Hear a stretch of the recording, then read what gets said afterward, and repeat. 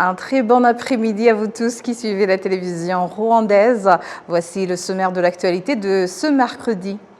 Le Rwanda va dans 3 mois accueillir la conférence africaine sur l'énergie qui permettra au Rwanda de satisfaire à 100% le besoin de sa population en électricité par rapport à 80% de la population ayant actuellement accès à l'électricité.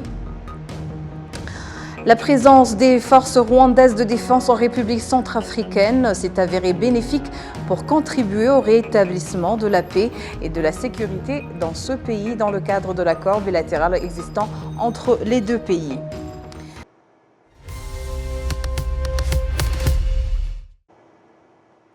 Bienvenue encore une fois à cette grande édition.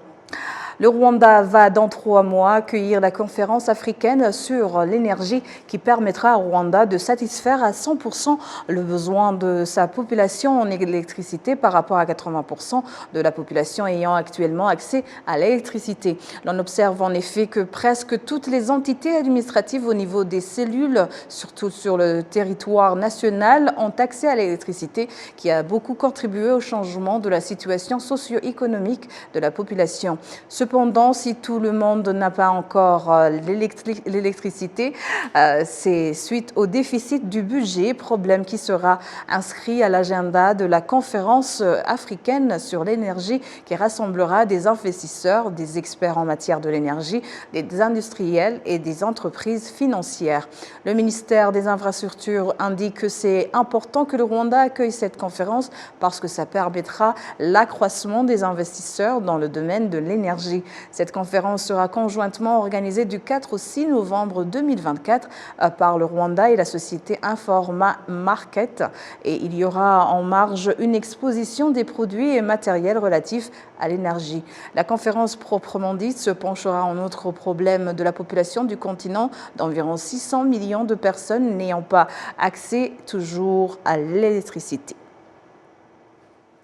La présence des forces rwandaises de défense en République centrafricaine s'est avérée bénéfique pour contribuer au rétablissement de la paix et de la sécurité dans ce pays, dans le cadre de l'accord bilatéral existant entre la République centrafricaine et le Rwanda. Le quartier général de RDF est situé à la périphérie de la capitale Bangui, autrefois troublée, aujourd'hui paisible et animée d'activités économiques. Le contingent de la RDF en République centrafricaine et en plein moral, d'autant plus que leurs efforts, notamment dans la formation des propres forces armées centrafricaines, ont donné de très bons résultats.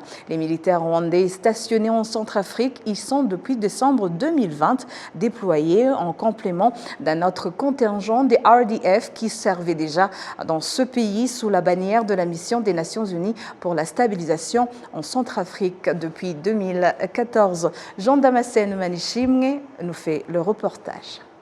Bimbo, dans les périphéries de la capitale centrafricaine Bangui, c'est la localité qui abrite le quartier général des forces rwandaises de défense en mission en Centrafrique, dans le cadre des accords bilatéraux signés entre les deux pays.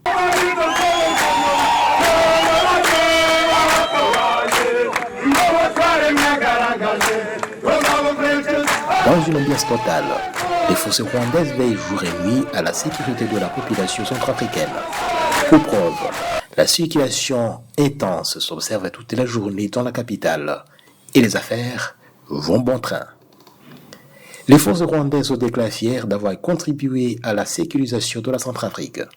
Bien plus, la formation des forces armées centrafricaines avec l'appui du Rwanda est un autre élément de taille qui rend heureuses les forces rwandaises de défense. Ces dernières sont très appréciées par les autorités centrafricaines et le chef d'état-major des FACA rend hommage au Rwanda qui leur sert d'exemple. Et vous savez, le Rwanda, c'est un pays qui avait subi dans le passé des difficultés. Et maintenant, ce pays est sorti dans la quasi-totalité, c'est presque une licence. Et nous, on est en train de suivre la marche. Et en concertation que nous avons vu ce chemin nous orienter. Aller ensemble avec nos frères rwandais dans plusieurs domaines. non seulement dans le cadre de maintien de la paix que vous connaissez, ils font beaucoup d'efforts. Il y a plusieurs contingents. Mais ce qu'on a constaté, dans ces contingents, on peut accepter et pouvoir apprécier à sa juste valeur. Ce n'est pas le même rendement. Alors, on sait que, comme preuve, vous voyez aux côtés du chef de l'État, des autorités, même que ce soit de la MINUSCA, c'est par rapport à leur efficacité. On est en train de suivre la marche, de faire ensemble avec nos frères d'armes du Rwanda, en bilatéral comme dans la MINUSCA. Donc voilà, l'aspect c'est connu et on est ensemble. Et à mi-parcours, on s'est retrouvé tout récemment au Rwanda pour pouvoir discuter des intérêts entre nos deux armées. L'avancée où on est arrivé pour recadrer la suite logique. Alors, on est en train de continuer. Le président de la République centrafricaine, Faustin Archange Touadéra, estime que la récente levée de l'embargo sur les armes à l'encontre de ce pays et la coopération avec le Rwanda permettra à la République centrafricaine de tourner rapidement la page de la guerre et de garantir la sécurité du pays. Je crois que c'est aussi un événement qui vient à point nommé, qui va permettre à nos forces de défense de monter en puissance et pour remplir vraiment leur mission auprès de nos populations. Et comme vous le savez, il y a encore des forces négatives et qui sèment la désolation au sein de la population. Donc nous devions, pour les jeunes qui le souhaitent, et donc les former pour protéger la population. En même temps, je profite de votre micro pour encore lancer un appel, une main tendue à nos compatriotes des groupes armés qui sont encore dans une dynamique qui ne peut pas permettre le développement du pays en termes de violence, de cesser, de laisser les armes. Et ce n'est pas à travers les armes que nous allons développer le pays. On a besoin de la paix. Mais s'ils persistent, eh bien, ils trouveront ces jeunes formés, ils trouveront le gouvernement, ils trouveront l'armée nationale sur leur chemin. Et ce que je dis est tout à fait clair.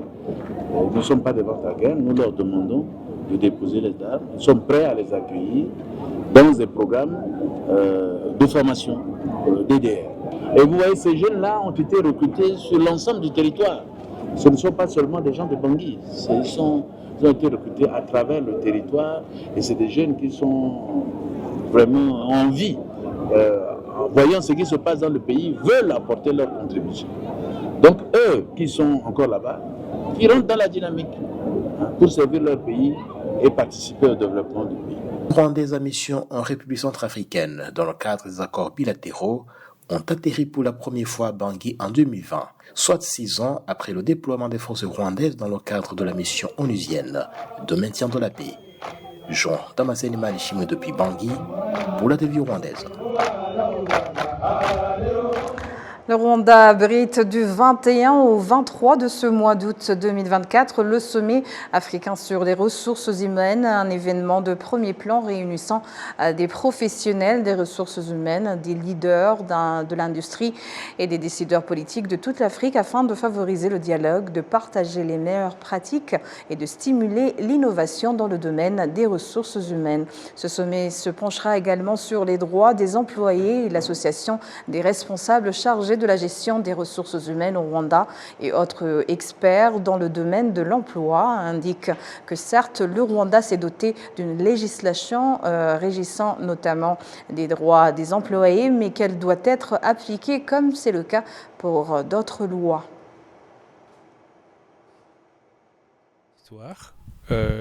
L'évolution des droits et libertés ne s'est pas passé de la même manière selon les pays et les continents. Dans certains pays, les libertés se sont développées aussi bien dans le domaine économique, dans le domaine politique que dans le monde du droit du travail. Il y a des pays qui ont des syndicats assez forts, bien organisés, qui sont là depuis des centaines d'années.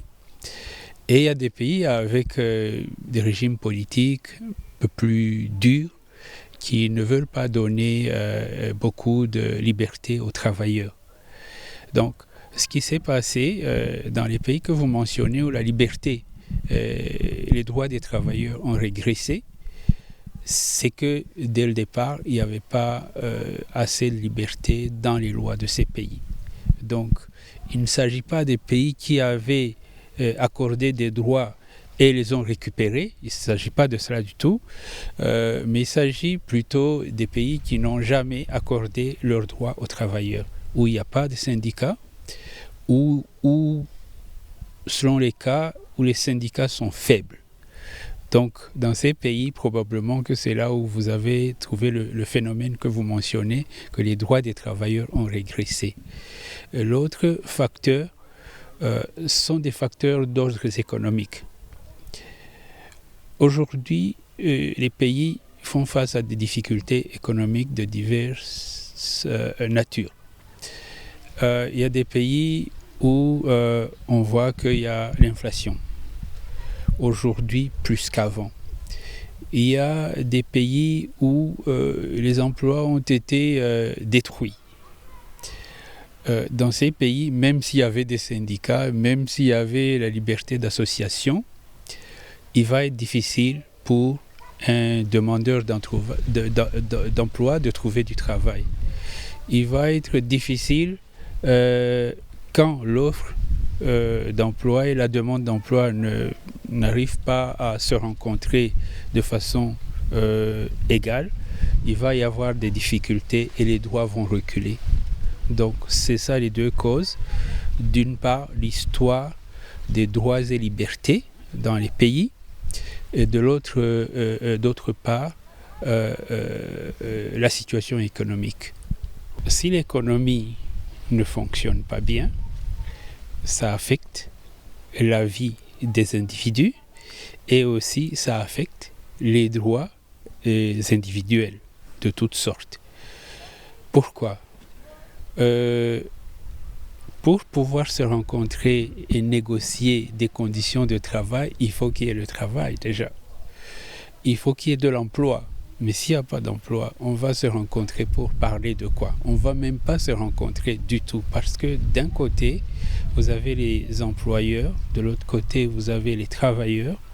Les employeurs viennent avec une offre d'emploi et lorsque l'économie ne fonctionne pas ou est par terre, il n'y a pas d'offre du tout. Donc les droits vont reculer aussi. Tout réside dans la force de l'association.